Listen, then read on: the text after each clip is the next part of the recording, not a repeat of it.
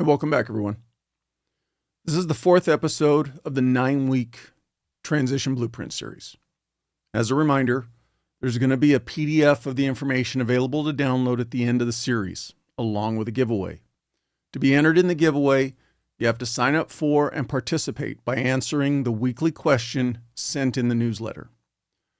Seriously, though, aside from the series, the newsletter each week has good information and resources on transitioning that can help you. Use the link in the show notes to go sign up. Sponsorship for this podcast comes from Brothers in Arms USA. They're a veteran-owned and operated clothing and accessories brand that's 100% American-made. Every piece tells a story of brotherhood, respect, discipline, and honor. Deeply inspired by those who serve, those who have served, and those who have paid the ultimate price serving our great country. Whether you're an outdoor enthusiast, a proud patriot, or simply somebody who values high-quality American craftsmanship, they've got something for you. Go check out brothersinarms.com, spelled out fully, brothersinarms.com, and use the promo code TRANSITION20 to get 20% off your purchase. All right, let's get going with the tips. You ever have one of those moments where you realize the prep wasn't the hard part? You trained, you studied, you followed the plan, maybe even built the perfect checklist. But then the moment comes, and none of that matters unless you actually move. It's like standing on the edge of a platform, gears on, bags packed, everything says you're ready. But being ready isn't the same as stepping forward. And no one's going to push you. That's the part no one tells you about regarding transition. You can listen to all the right voices, and you can read the right books, sit through the right workshops. But at some point, forward momentum or forward motion is the only way through. And that's not just motivational fluff. That's the reality for every person who's ever had to step out of uniform and into something new. There comes a day when preparation has to stop being a safety net and start becoming fuel.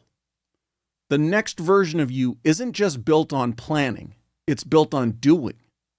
So with that, let's get into round 68 of the tactical transition tips. This time the topic is take action toward the future you. For the close range group, those of you looking at your transition right away or you're less than a year out, start applying and interviewing. Every application and interview is a rep that builds clarity, sharpens your edge, and turns theory into real-world progress. For the medium range group, those of you planning for your transition in 5 years or so, build a civilian network. Your next career won't be built from scratch. It'll be built from the connections you start making now. And for the long range group, those of you just starting your careers, you got at least a decade before your transition, develop a financial plan. The earlier you prepare your finances, the more freedom you'll have to choose your future instead of reacting to it. Close range group. All right. You're in that window, the last year, maybe even less. You're still in the seat, but the countdown is ticking. These days are starting to feel a little different, aren't they? And let me guess. You've maybe updated your resume once or twice. You've clicked around boards looking for jobs late at night. Maybe you've even said out loud, I've got time. But let's be real for a second. How often do we say that just to avoid doing the uncomfortable part? That's what this is about. It's time to shift gears from preparing to executing, because nobody's coming to hand you your next role. And if you wait until the uniform's off to get serious about finding work, you're already behind. Now listen, I'm not saying panic. I'm saying own it. This next move, this next season, it's yours. Transition is your new job. Treat it like one. I want you to think about how you operated when you were at your best in uniform? What made you effective? Discipline, structure, reps, consistency? That's exactly what finding your next job requires. 1 to 2 hours a day. No distractions, no passive scrolling. This is operational time. Tailoring your resume, digging into companies, applying to jobs, prepping for interviews. You've got to block that time like it's roll call or an operational briefing. It's not negotiable. And don't wait for that perfect posting to show up. You're not looking for a unicorn. You're building momentum. Because what most people miss is action creates clarity. Every application you submit, every interview you go through, it teaches you something about the process, about what you want, about how to speak their language. This isn't busy work. It's real work, and it compounds. Be intentional, not just desperate. We all know the closer the end gets, the louder the pressure gets. Bills, identity, expectations. Maybe your spouse looking at you like, so what's next? It's easy to fall into the trap of chasing the first offer, the biggest check, or the company with the most well-known name. But that's how a lot of good people walk right into their next bad fit. So here's what I want you to ask yourself, and be honest with yourself. What kind of people do I want to be around? What kind of culture drains me? What kind of culture energizes me? Am I looking for a role or am I looking for a mission? This isn't about being picky. It's about being deliberate. You served with honor. Don't trade that for a toxic paycheck just because you're in a hurry. Let me step off the path for just a second and tell you about something I think is worth having in your corner. Are you feeling like you're not at your peak, like you're not at your 100, but you refuse to slow down? Human Performance TRT is built for you. Veteran-owned and operated, they understand what it means to push through. That's why they offer personalized hormone optimization, no locked-in contracts, and direct-to-door delivery. Visit hptrt.com today and use the promo code TDP for 30% off. Because peak performance isn't optional, it's necessary. All right, let's get back into it. Momentum is built through reps. So let's move into a low-risk, high-reward strategy you can use today. Apply for one job you don't even want. I know it sounds counterintuitive, but stick with me on this one. Pick one role that looks okay on paper, but doesn't light you up. Apply. Go through the whole process. Resume, prep, interview. Why? Because it removes the pressure. You're not emotionally tied to it, so you can focus on the reps. Practice how you explain your background. See how they respond to your stories. Experiment with language. Test your delivery. You're going to learn way more when the stakes are low. And sometimes you'll come out of these interviews with real clarity or a surprise opportunity you didn't expect. Worst case, it's just reps. And in this game, reps matter. Treat interviews like tactical debriefs. You wouldn't finish a search warrant or an operation without a quick rundown of what went right and what didn't. The same rules apply here. After every interview, grab a notepad or open a Word doc and debrief yourself. What questions caught you off guard? Where did you feel strong? Did the energy shift at any point? Why? These are where you grow. You don't want to go into every interview hoping you did better. You want to know you did better because you're refining your process every single time. And listen, don't be like every other applicant who's just out there winging it. Detach from the outcome, but not from the process. Let's talk rejection, because it's going to happen and it's going to sting. But here's the deal. Rejection is just data. It doesn't mean you're not qualified. It doesn't mean you're not valuable. It means the fit wasn't there, or the algorithm didn't pick up your resume, or the HR rep didn't know how to read your career experience. You can't look at it like it's a failure. It's just part of the process. Use it. Adjust your language. Tighten your storytelling. Don't let one no derail your momentum. You've faced bigger things. Interviewing is a muscle. Build it now so you're not weak when it actually counts. Be able to translate what you've done into something hiring managers understand, into how your skills and experience benefit the position and the organization. That all takes practice. Go find practice interview questions, preferably questions related to the job you're applying for. Record yourself answering the questions. Take this seriously. Find a private place. Put yourself in the mindset of actually being in an interview. Then go back and listen to yourself. How do you sound? Do you come across confident? Do you come across knowledgeable? You want to do it even better? Have someone else listen to your answers. Ask for their honest feedback. Then go back and do it again.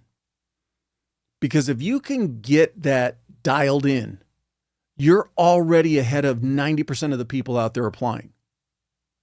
Last piece, this is identity work. You're not just applying for jobs. You're practicing who you're going to be in the next chapter. And I know that sounds a little heavy, but think about it. Every application, every interview, every conversation is helping you shape the version of yourself that lives after the uniform. You've accomplished so many things, often under pressure, navigated situations most people will never understand. Now it's about communicating that, owning that, and stepping into a world where those skills still matter, but where you get to claim them in a new way. So here's where I'll leave you. Build structure. Take steps. Don't chase. Choose. And never let a rejection define your direction. You're not starting over. You're stepping forward. Medium range group. You're not out yet. There's still time on your clock. You're still getting after it. But if we're being real, transition is already whispering to you. You're seeing coworkers retire, and you realize, damn, they didn't have much of a plan. Maybe you're hearing that voice in your head. How long can I keep doing this? That's your future trying to get your attention. So let me ask you something. Who do you know on the other side of this job? Who's in your corner outside the uniform? Because you need to know this. The difficult part of transitioning is stepping into a world where no one knows what you've done. That's why this stage, right now, is so powerful. There's enough runway left for you to build a nice civilian network. And that's your edge. But you have to start now. Start with curiosity, not connection. Before you even think about shaking hands or going to events, I want you to take a step back and explore a bigger question. What industries do you find interesting? Even if you don't fully understand them yet, there's no job or industry that's off limits. There are no wrong answers. Allow yourself to think outside of your box. Now, once you've selected a few, subscribe to several newsletters in that space. Follow 3 to 5 people in that world on LinkedIn, Twitter, YouTube. Learn how they talk about leadership, pressure, goals, and the industry as a whole. Then, whichever industry you ultimately choose to pursue a career in, you want to get in the room with a hiring manager and show up as someone who gets it, someone who's done their homework. That builds instant credibility. Get face time. Attend one civilian conference per year. I know this might sound like a big ask, but it's worth its weight in gold. Pick one civilian professional event each year, a conference, a workshop, a panel. Do whatever you have to do to get to go and be in this room. Get your organization to pay for it. Be creative in justifying how it benefits the organization now for you to gather this knowledge. If not, save for it. Take leave if necessary. You need to be investing in yourself and your future. Here's the thing. Presence builds trust, and it builds it fast. You're not just some name in a stack of resumes. You're a face, a voice, a handshake. When they hear how you talk about the industry, about owning your time, about responsibility, it lands different. And when you say, I'm 5 years out and just doing the work early, it's not desperation. It's impressive. You don't go to ask for a job. You go to learn the lay of the land. Before we jump into how to make a civilian networking feel a little less awkward, let me tell you about something that I know you'll like. Are you tired of coffee that spikes your energy, then crashes you? Trident Coffee is different. Their cold brew is infused with MCT oil, lion's mane, and reishi mushrooms, which gives you steady energy, sharp focus, and brain-boosting benefits without the jitters. Plus, electrolytes fuel your recovery. They roast their beans to be optimized for cold brew, which means all their coffees taste amazing, not bitter. Brewed hot, over ice, or in your smoothie, Trident Coffee works however you do. Get yours at tridentcoffee.com and use the code TDP15 for 15% off. You want to be seen, but don't sell. Find a civilian peer group in your area. Business chamber, Toastmaster, a meetup for the area that you're interested in, even an entrepreneurship boot camp. Here's the rule. Show up. That's it. You don't need to walk in with a stack of resumes or a list of qualifications. You just need to get in the rhythm. Be the person who listens, who learns, and contributes where you can. Over time, you become familiar. People start saying, oh yeah, I know your name. They always ask great questions. They're sharp. That's how doors start to open. You become known before you even transition. And when that day finally comes, you won't be cold calling anyone. You'll be calling in relationships you've already built. Here's something else. Hitting on the last episode about securing your professional presence online. I strongly encourage you to do this and get business cards made. These business cards should still identify who you are today, but they should have your professional email and a separate contact number, not your work info. You're building your professional persona away from these careers. Have contact information where people can reach you even after you've transitioned out. It's just a suggestion. Next, ask for feedback, not favors. This part's key. A lot of us make the mistake of jumping right to, can you help me get hired? But instead, you want to ask better questions. Questions that also engage conversations. Given my background, how would somebody like me fit into your industry? From your point of view, what roles might be best for me? You're not asking for a job, you're asking for context. That creates a totally different energy. You're showing up as somebody who's learning, not somebody who's begging. And 9 times out of 10, the conversations go further. People share more. Sometimes they might even say, you know who you should talk to? That's how real world networking happens. Professionally, personably, organically. Next, pull someone up behind you. You want to deepen this even more. Bring your replacement into the mix. Who's the next you at your department, your unit, your firehouse? Start looping them in. Share the information you're gathering. Tell them about an event. Invite them to grab coffee with a contact you met. This isn't just about succession planning.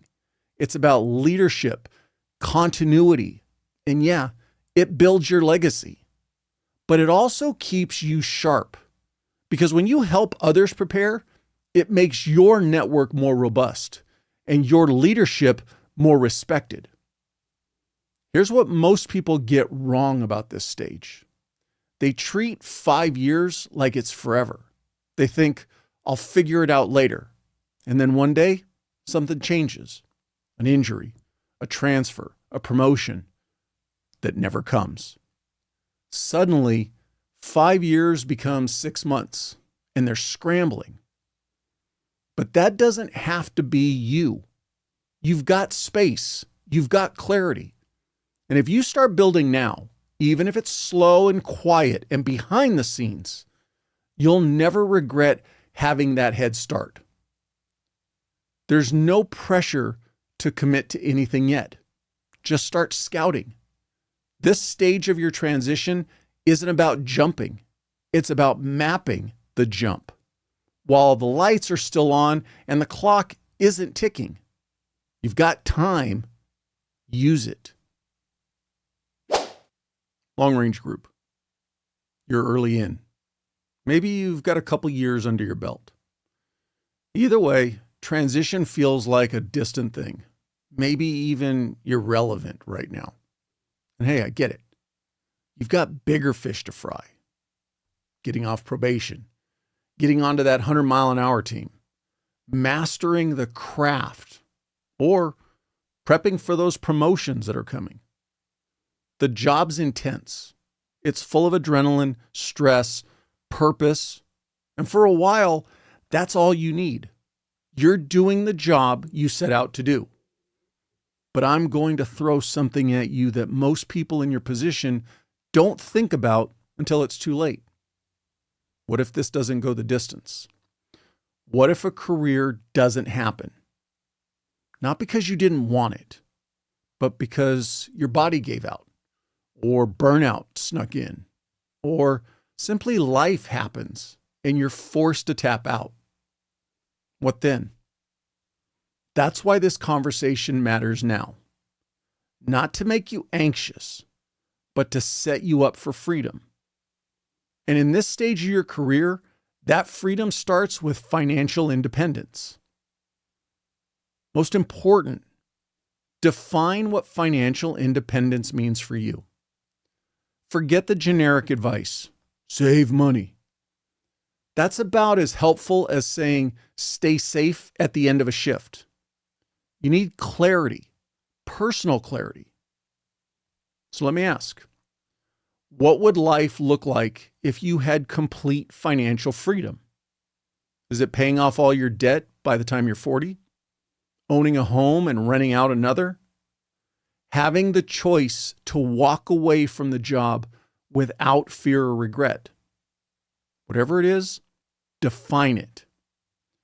Because when you can see the finish line, your decisions in the middle get smarter.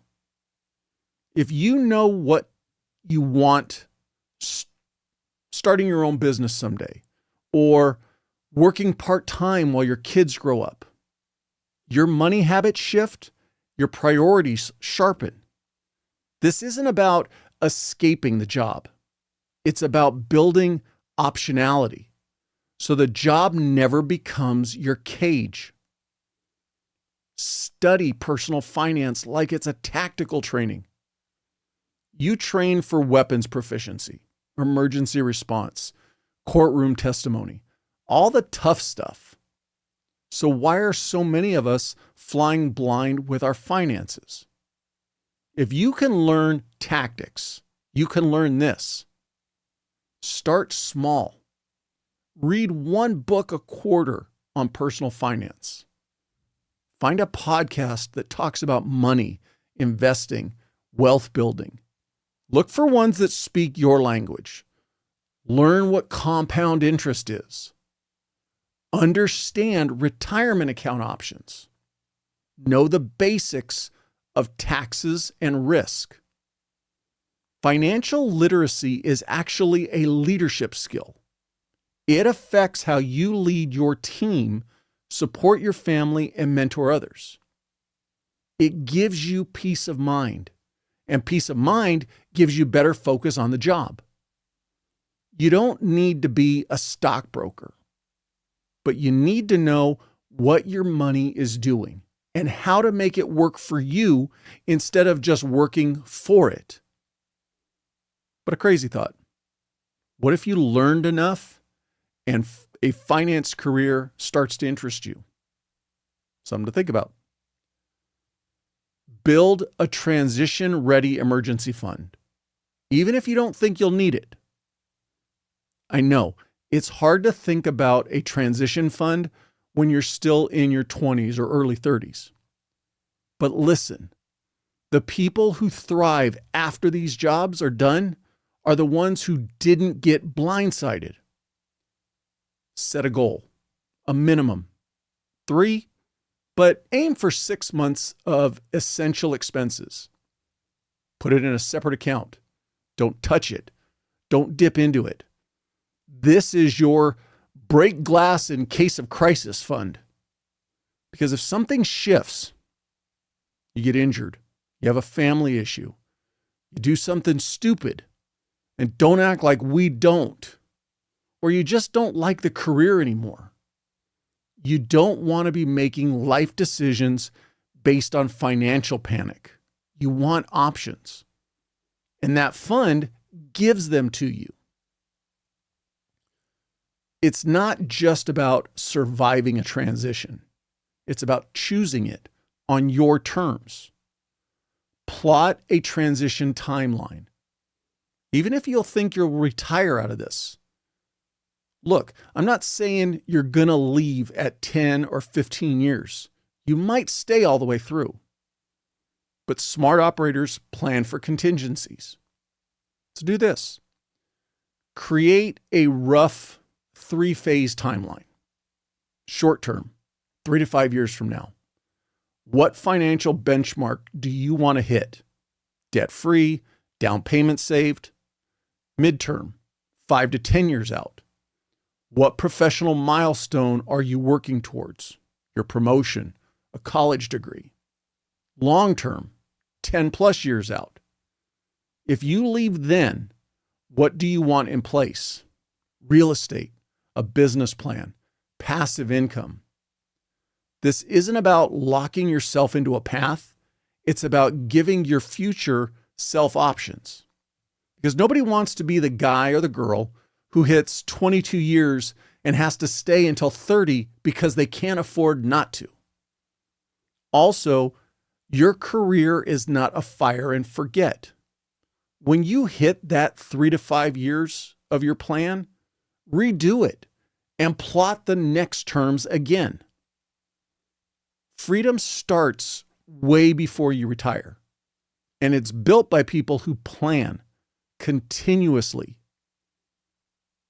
Teach it to somebody else.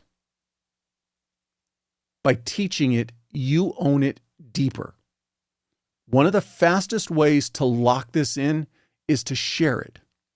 It will continually tell you to give back, or I will continually tell you to give back. My apologies. Everybody coming up behind you, make them and ultimately your organization better. Find someone newer than you. Maybe they're fresh out of boot camp. Maybe they're a rookie on your shift. Maybe they're a younger family member just starting out, maybe not even in these careers. Offer to talk to them about money and everything else you've learned. Don't lecture them. Walk them through a basic budget. Share a book or a podcast that you like. Talk openly about your own financial wins and your mistakes. You'll be surprised how much it reinforces your own habits. Because each time you teach it, you have to think about it. And you'll likely realize some little new tidbit that can also help you. And the more that you become that kind of leader who prepares others, that's legacy work. That's influence. That lasts way beyond your time in the uniform. So you've got time, but don't waste it. This isn't about being paranoid. This is about being prepared. Financial independence doesn't mean you're planning to leave. It means you could if you needed to. And that freedom, that's priceless. It lets you breathe easier during the hard seasons.